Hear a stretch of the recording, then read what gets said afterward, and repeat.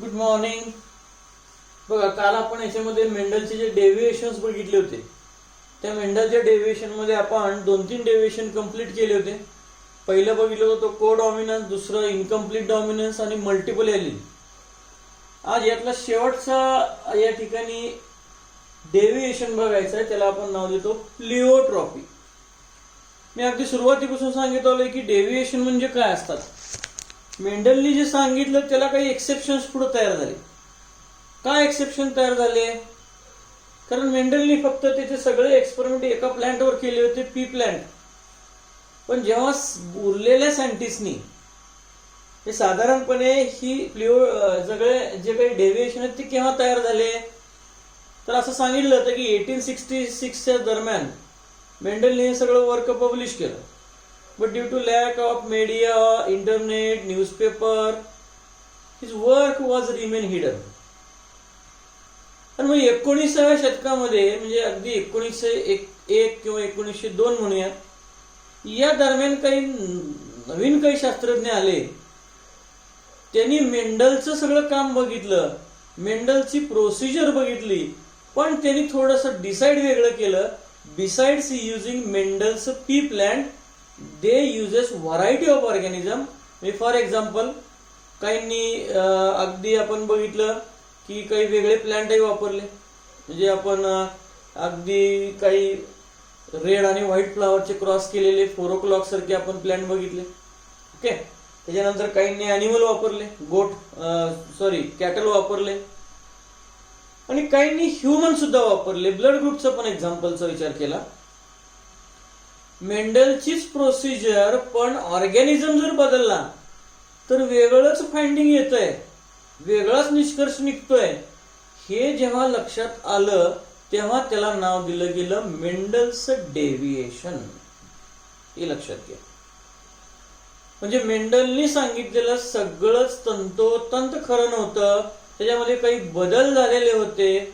निसर्गामध्ये हे वेगळ्या ऑर्गॅनिझम मध्ये वेगळं प्रमाण दिसत होतं, त्यालाच म्हणतात डेव्हिएशन. आणि हे शेवटचं डेव्हिएशन आपण बघतोय, that is called as the pleiotropy. मग आता प्लिओट्रॉपी बघायच्या अगोदर मेंडलचं म्हणणं काय होतं ते सांगतो. अकॉर्डिंग टू मेंडलच्या म्हणण्यानुसार काय होतं, 1 जीन 1 कॅरेक्टर. मेंडलच्या म्हणण्यानुसार एक जीन म्हणजे एक फॅक्टर एका कॅरेक्टरला कंट्रोल करतो. म्हणजे उदाहरणार्थ असं म्हणूयात की समजा हा 2 कॅपिटल टी असणारा जीन आहे, म्हणजे ॲलील आहे, तर त्याच्यापासून फक्त हाईटच एक्सप्रेस होईल. याच्यापासून कधीही बॉडी, त्या ऑर्गॅनिझमचा कलर एक्सप्रेस होणार नाही. म्हणजे काय, a single pair of allele will control only one character. That was Mendel's finding. पण जेव्हा असं काही एक्झाम्पलचा विचार केला गेला, म्हणजे उदाहरणार्थ सिकल सेल नावाचा एक डिसीज आहे, सिकल सेल ॲनिमिया असायला याच्यामध्ये म्हणतात. याचा अभ्यास केला तेव्हा मेंडलनी सांगितलेलं काही खरं नाहीये, ते सगळ्या बाबतीत खरं ठरत नाही, असं शास्त्रज्ञांच्या लक्षात आलं. म्हणजे इथं काय सापडलं, 1 pair of allele will control more than 1 gene or more than 2 characters. म्हणजे एक जीन आणि एक कॅरेक्टर होता, एक ॲलील आणि एक कॅरेक्टर मेंडलचा कन्सेप्ट होता. आता एक ॲलील 2 कॅरेक्टरला कंट्रोल करू शकतो. याला म्हणतात प्लिओट्रॉपी. प्लिओचा अर्थ पुन्हा मल्टिपल अशा अर्थाने समजला जातो. ट्रॉपिझम म्हणजे थोडक्यात ते आपण त्याचं एक्सप्रेशन वगैरे म्हणूयात. म्हणजे आतापर्यंतचा कन्सेप्ट जगाचा असा होता, एक ॲलील एक कॅरेक्टर, पण इथं आपल्याला असं दिसणार आहे एक ॲलील आहे पण 2 कॅरेक्टर आपल्याला एट अ टाइम दिसतात. आणि याला त्याच्यामध्ये प्लिओट्रॉपी असं याच्यामध्ये या ठिकाणी म्हणलं जातं. So when single gene control 2 or more different trait, it is called a pleiotropic gene and phenomenon is called as the pleiotropy. अशी डेफिनेशन आपल्याला पुस्तकामध्ये दिली. आणि त्याचं बेस्ट एक्झाम्पल आहे सिकल सेल ॲनिमिया. आता हा डिसीज काय ते अगोदर लक्षात घ्या. हा डिसीज पूर्णपणे जेनेटिक आहे. ज्या माणसामध्ये ह्याचे रिसेसिव्ह जीन असतात विशिष्ट क्रोमोसोमवर, त्यांच्यामध्येच हा डिसीज होतो. This is the disease related with the RBC. हे लक्षात घ्या. हा रोग आहे, हा आरबीसी संदर्भात आहे. आरबीसी आपल्याला माहित आहेत, रेड ब्लड सेल आहेत, रक्तामध्ये असतात, सगळ्यात छोटे सेल आहेत, त्याच्यामुळेच रक्त लाल होत असतं. आपल्या सगळ्यांच्या मध्ये आरबीसी ही या टाईपचे असतात, असे दिसतात. याला म्हणतात बाय कॉन्केव्ह शेप. पण ज्याला सिकल सेल अॅनिमिया झालाय त्याच्यामध्ये मात्र हा आरबीसीचा शेप बदलतो आणि हे आरबीसी असे दिसायला लागतात. याला म्हणतात सिकल. सिकलचा अर्थ आपल्या भाषेमध्ये जर म्हणला तर याला खुरप असं म्हणूयात. आपल्याकडे खुरप करताना जे खुरप वापरतात त्याचा जो काही मेटलचा भाग आहे तो असा असतो का नाही बघा, आणि मग याला इथं अशी दांडी जोडली जाते, बरोबर आहे, तर याला सिकल असं म्हणतात. मग त्या माणसांच्या मध्ये असा शेप तयार होतो. मग याच्यामुळे काय होतं, ज्याच्यामध्ये आरबीसी अशा तयार झालेल्या असतात तिथं ऑक्सिजन कॅरिंग कॅपॅसिटी त्याची कमी होते. ह्याच्यामध्ये ऑक्सिजन जास्त कॅरी केला जातो, ह्याच्यामध्ये ऑक्सिजन कमी कॅरी केला जातो. हा पहिला तोटा, म्हणजे त्या माणसाला ऑक्सिजनची डेफिशियन्सी जाणवायला लागते. दुसरं, हे सिकल सेल जर बघितले तर दोन्ही टोकाला असे, दोन्ही बाजूला असे टोकदार झालेले, आणि टोकदार असल्यामुळं आपल्या रक्तवाहिन्यात ते अडकू शकतात. ही टोकं आहेत ती सगळी रक्तवाहिन्याला अडकू शकतात, ब्लड क्लॉट होऊ शकतो आणि माणूस मरू शकतो, डेड होऊ शकतो. मग या जेव्हा असा डिसीजचा अभ्यास केला तेव्हा असं लक्षात आलं की ॲलील एकच आहे पण एका वेळेस दोन कॅरेक्टर दिसतात. आणि त्यासाठी आपल्याला हे एक्झाम्पल बघायचे. मी काय घेतलेलं आहे तर हा सिकल सेल कॅरियर मदर घेतलेले, सिकल सेल कॅरियर फादर घेतलेला आहे. म्हणजे काय तर या दोघांच्याही मध्ये, मी थोडक्यात मदर असू द्या किंवा फादर असू द्या, ते कॅरियर आहेत असा शब्द वापरलाय. कॅरियरचा अर्थ काय, यांच्यामध्ये दोन्ही जीन आहेत. एक नॉर्मल जीन आहे, उदाहरणार्थ हा याच्यामध्ये ए आणि एस आम्ही दाखवलेले. थोडक्यात इथं आपण जे दाखवलेले जीन जे आहेत तो डिसीज आहे सिकल सेल अॅनिमिया, तो साधारणपणे या एस जीन मुळे झालेला असतो. ज्यांच्यामध्ये हा जीन डबल डोस नाही, दोन्ही क्रोमोसोमवर जर एचबीएस चे जीन आले, उदाहरणार्थ इथे दिसेल बघा, हे शेवटचं लाल अक्षरात मुद्दाम केलंय. इथं या क्रोमोसोमवर पण एस जीन आहे आणि या क्रोमोसोमवर एस जीन आहे. मग दोन्ही जीन एस आले की तिथं सगळे क्रोमोसोम असे होणार आहेत, सॉरी आरबीसी असे होणार आहेत.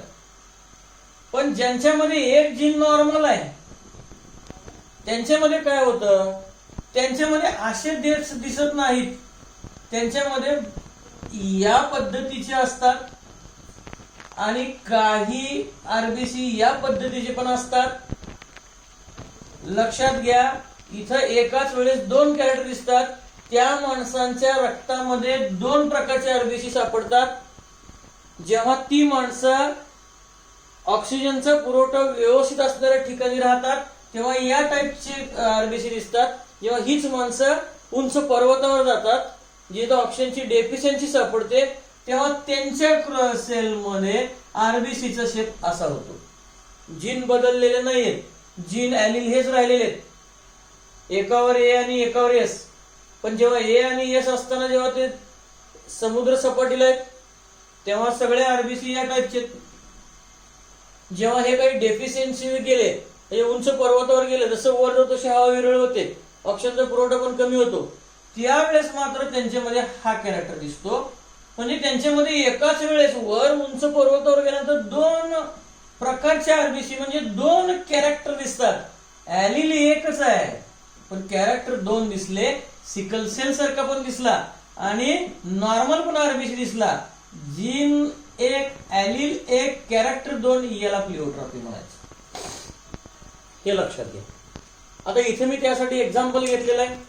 मग ह्याला मी नाव दिले सिकल सेल कॅरियर. याचा अर्थ काय, ज्याच्यामध्ये एका क्रोमोसोमवर ए जीन दुसऱ्यावर एस जीन असेल त्याच्यामध्ये सगळे क्रोमोसोम, सगळे आरबीसी 99% ह्या टाईपचे असतात. तिथं हा डिसीज दिसत नाही पण त्या डिसीजचा जीन मात्र तो कॅरी करतो म्हणून त्याला कॅरियर म्हणतात. मग मी कॅरियर मेल घेतलाय, कॅरियर फिमेल घेतलाय, म्हणजे मदर आणि फादर घेतलाय. त्याचे 2 गॅमेट पडले, गॅमेट फॉर्मेशन निम्मे निम्मे इकडे जातात. मग HBA चे निम्मे गॅमेट पडले, HBS चे निम्मे गॅमेट पडले. तसं इथं पण झालं. आणि फक्त रॅन्डम फर्टिलायझेशनची प्रोसेस घेतली. जेव्हा HBA आणि इथलं HBA जोडले गेले तेव्हा हा नॉर्मल आहे. 100% या माणसामध्ये सगळे आरबीसी या टाईपचे आहेत. त्याच्यामध्ये कधीही आरबीसी याच्यात तयार होणार नाही जेव्हा जीन ए असतील तेव्हा. जेव्हा HBA आणि HBS हे 2 केस दिसतात, हे मेल आहेत का फिमेल हे डझंट मॅटर, आपल्याला विचार नाही करायचा.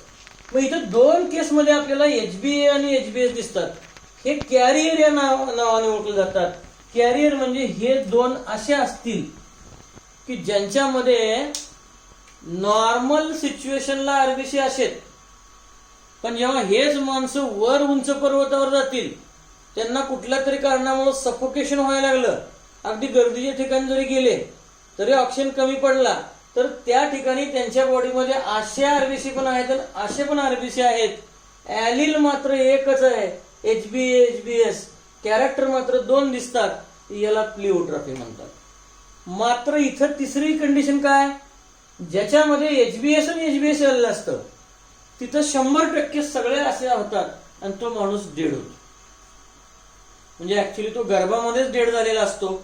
म्हणून प्लिओट्रॉफी मध्ये जो रेशो आहे तो 1:2:0 म्हणजे 1:2 समजला जातो. आपण आतापर्यंत रेशो 3:1 मेंडलचा बघितला होता. आता रेशो पण बदलला, 1:2 झाला. किंवा तुम्ही 2:1 म्हणजे सिकल सेल कॅरियर 2 घेतले, कसंही तुम्ही करू शकता. म्हणजे आतापर्यंत रेशो 3:1 होता, आता रेशो 1:2 अशा प्रकारचा याच्यामध्ये झाला. आणि हा फेनॉमेनॉन जो आपल्याला याच्यामध्ये या ठिकाणी दिसतो, याला याच्यामध्ये या ठिकाणी प्लिओट्रॉफी म्हणतात. म्हणजे थोडक्यात जो हेट्रोझायगोट आहे, हे हेट्रोझायगोट आहे. होमोझायगोट म्हणजे दोन्ही same gene, HBA HBS same आहेत, homozygote. HBA HBS हेट्रोझायगोट, HBA HBS हेट्रोझायगोट, पुन्हा हे होमोझायगोट. जर नॉर्मल हेट्रोझायगोट असेल म्हणजे दोन्ही जीन नॉर्मल असतील तर त्याला कुठलाही त्रास नाही, तो आपल्या सर्वांसारखा नॉर्मल आहे, सगळे आरबीसी या टाईपचे. पण जर दोन्ही जर एस जीन असतील तर तो पेशंट आहे, तो मरून जाणार आहे. मात्र जे हेट्रोझायगोट आहे त्याच्यामध्ये मात्र एका वेळेस 2 आरबीसी दिसतात. एकाच वेळेस त्याचं ब्लड एक्झामिनेशन घेतलं, सॅम्पल घेतलं तर 2 प्रकारचे आरबीसी दिसतात, या टाईपचा आणि या टाईपचा. ॲलिल 1 कॅरेक्टर 2, याला प्लिओट्रॉफी म्हणतात.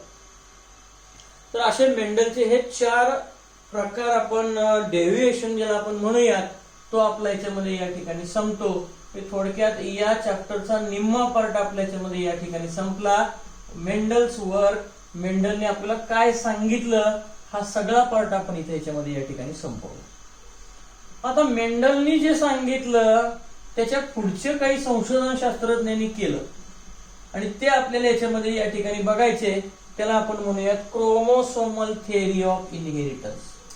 मग आता ही क्रोमोसोमल थिअरी जी आहे ती नेमकी काय आहे आणि ती कशी डिस्कवर झाली, त्याला जबाबदार कोण आहे, सायंटिस्ट कोण आहेत, हे सगळं आपल्याला जो काही स्टडी आहे तो आपल्याला इथं आता याच्यामध्ये या ठिकाणी करायचा आहे. तर मी तोही भाग याच्यामध्ये या ठिकाणी आज सुरुवात करतो. त्याला आपण नाव देऊया क्रोमोसोमल थिअरी ऑफ इनहेरिटन्स. तर पुढचं आर्टिकल बघा, नाव आहे क्रोमोसोमल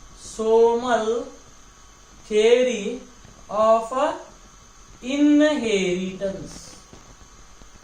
हे लक्षात घ्या. म्हणजे आता पुन्हा मेंडलचा आपण विचार करूया. मी सांगितलं Mendel published his work in 1866. तो एक 1822 साली जन्मला, लक्षात घ्या. जन्म पुस्तकात आहे, जुन्या सिलेबसला दिलेलं आहे. त्यांना सगळं वर्क केलं. 10 वर्ष जवळपास तो 5 ते 10 वर्ष त्या पी प्लांटवर काम करत होता. त्यांनी 3 लॉ, 2 रेशो, त्याच्यानंतर बॅकक्रॉस टेस्टक्रॉस हे सगळं तयार केलं. त्याला नाव दिलं मेंडेलिझम आणि ते सगळं पुस्तकामध्ये पब्लिश करून टाकलं. ते साल होतं साधारणपणे 1866. विचार करा 1866चा कालावधी, म्हणजे आजपासून साधारण 150 वर्षापूर्वीचा कालावधी असेल. त्यावेळेस ना प्रिंट मीडिया चांगलं होतं, ना इंटरनेट होते, ना टीव्ही होते, ना न्यूजपेपर होते. त्यामुळे मेंडलनी जे सांगितलं होतं ते फार पब्लिश झालं नाही, अनपब्लिश राहिलं. ज्यानं तिथं जिथं पब्लिश केलं, त्याची व्हिएन्ना नावाची जी काही ऑस्ट्रिया नावाची जी कंट्री होती त्याच्यापुरतं ते मर्यादित राहिलं. जगाला मेंडलनी काय केलं हे फार काळ समजलं नाही. किती वर्ष? 66 त्याने पब्लिश केलं, आणि 1900 येईपर्यंत म्हणजे पुढची साधारणपणे 35-40-34 वर्ष जगाला माहितच नव्हतं हु वॉज मेंडल. पण त्यानंतर मात्र 3 शास्त्रज्ञ आले. नाव लक्षात घ्या. एकाचं नाव आहे कोरेन्स, दुसऱ्याचं नाव आहे ह्युगो डो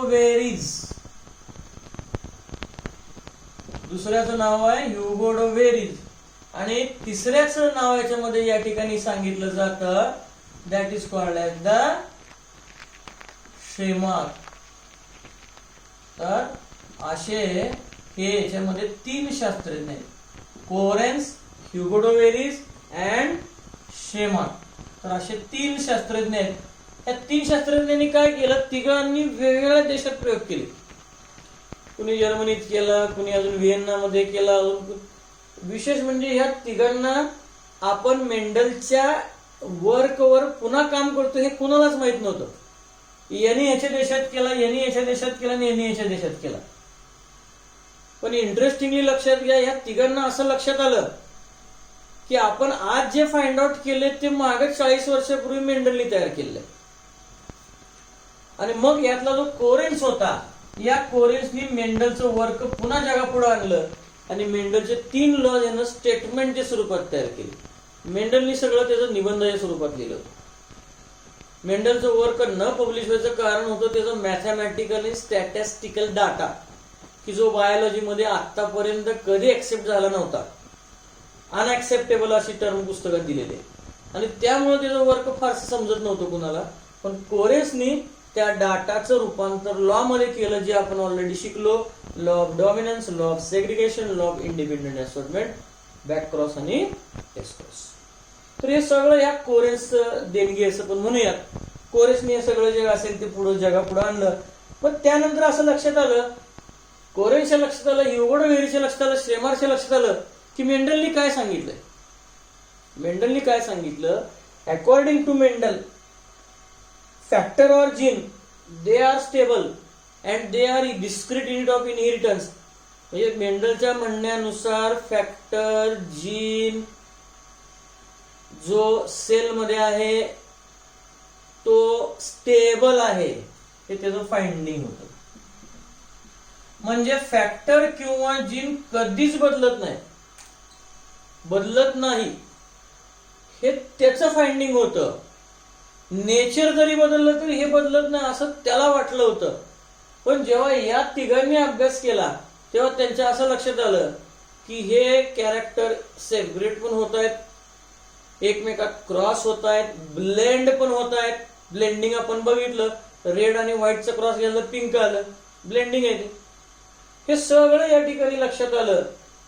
आणि मेंडलचा एक मोठा ड्रॉबॅक असा होता की Mendel does not know who where actually genes are present, factors are present.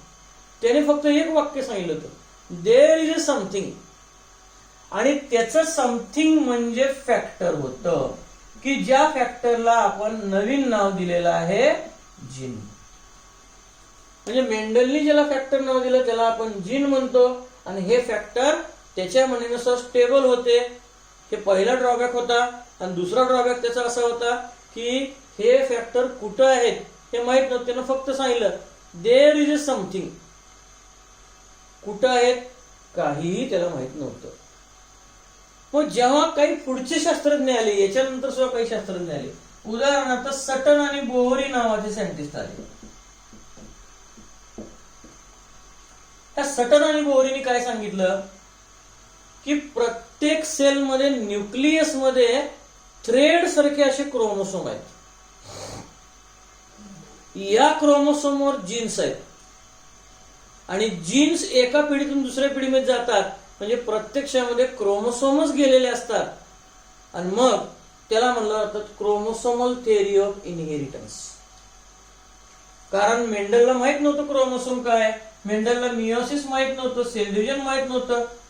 असा क्रोमोसोम असतो आणि त्या क्रोमोसोमवर असे जीन्स लोकेट असतात.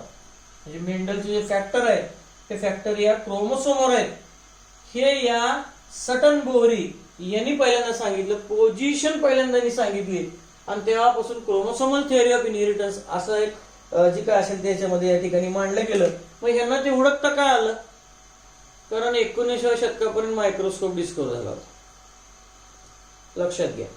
दुसरं त्याच्यामध्ये या ठिकाणी सेल डिव्हिजन 1901 मध्ये सेल डिव्हिजन हुडकली होती, मियोसिस मायटोसिस. विचार करा, मियोसिस मायटोसिस 1901 ला फाइंड आउट झाली. गॅमेट फॉर्मेशन साठी मियोसिस असतं हे 1901 साली समजलं. पण मेंडलने अंदाजानं या सगळ्या गोष्टी 35 वर्ष अगोदर सांगितल्या होत्या. आणि म्हणून मेंडलला जीनियस म्हणतात. पण मेंडलला फादर ऑफ जेनेटिक्स का म्हणलं जातं हे रिझन आहे त्याचं. कारण त्यानं जी बघितलेली गोष्ट नव्हती ती अंदाजानं सांगितली, अभ्यास करून. अंदाज म्हणण्यापेक्षा अभ्यास करून त्यानं सांगितली होती. आणि मग हेच पुढे मेंडलचं जे काय म्हणणं होतं की जे काय आहे ते क्रोमोसोमवर आहे, क्रोमोसोम थ्रेड सारखे आहेत. प्रत्येक सजीवाचा क्रोमोसोम नंबर सुद्धा फिक्स असतो. क्रोमोसोम न्यूक्लियस मध्ये असतात. एका पिढीतून दुसऱ्या पिढीमध्ये क्रोमोसोमच जातात, जाताना ते जीन्सला घेऊन जातात.